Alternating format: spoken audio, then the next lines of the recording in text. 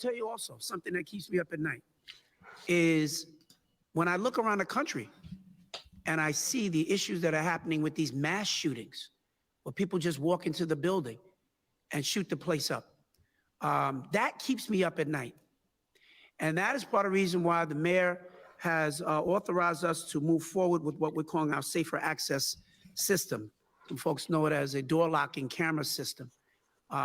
We intend to lock the front doors once our kids are in school, and anybody who's coming to visit the school will have to present themselves before entry is made. The doors will not be wide open for anyone to simply walk into. We're going to start this process in May. We're going to start with our elementary schools first. It's going to take place over a number of months. We certainly hope to have all of our schools outfitted with this new technology by the spring. Of our school safety agents are being trained in this new system as well. And so that is a different level of safety. That's not the daily issues that we're looking at, but that is meant to prevent the mass tragedies that we've been seeing all too often across the nation. And we're going to do everything we can to prevent something like that from happening as well. And the final thing I just want to say here as well is, again, going back to what the police commissioner said, the responsibility for the safety of our children rests with all of us.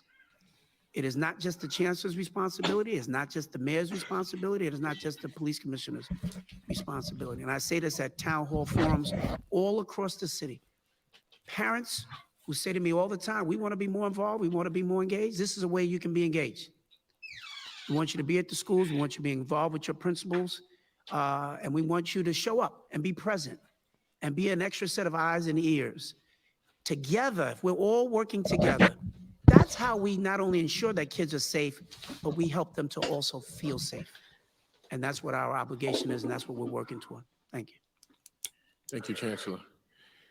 Hey, so Mark, this system that the Chancellor just spoke about, right? I went out to a school with you, I believe it was in Queens early in the year, and you gave me an orientation on that. Can you speak briefly exactly what that is and Yes, sir, absolutely. Good morning, everyone.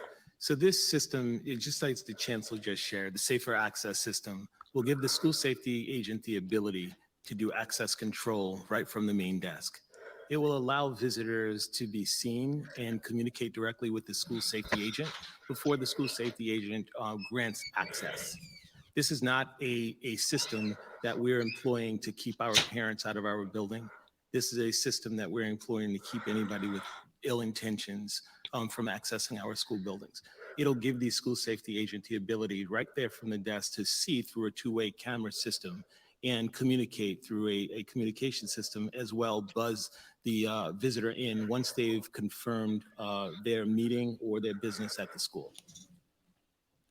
Now, in the event that police have to get into the school and the door is locked, did we take that into consideration? Yeah, 100%.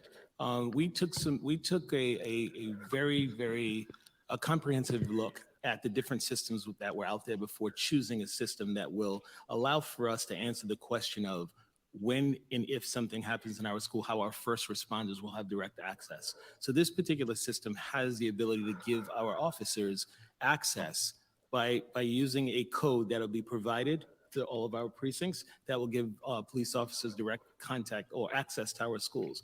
And this is when our alarms go off in our schools and there is a check needed. Currently, a custodian has to come and give access. This way, the police officers or first responders will have direct access by punching a code that will give them direct access to the school. Great. Thank you, Mark.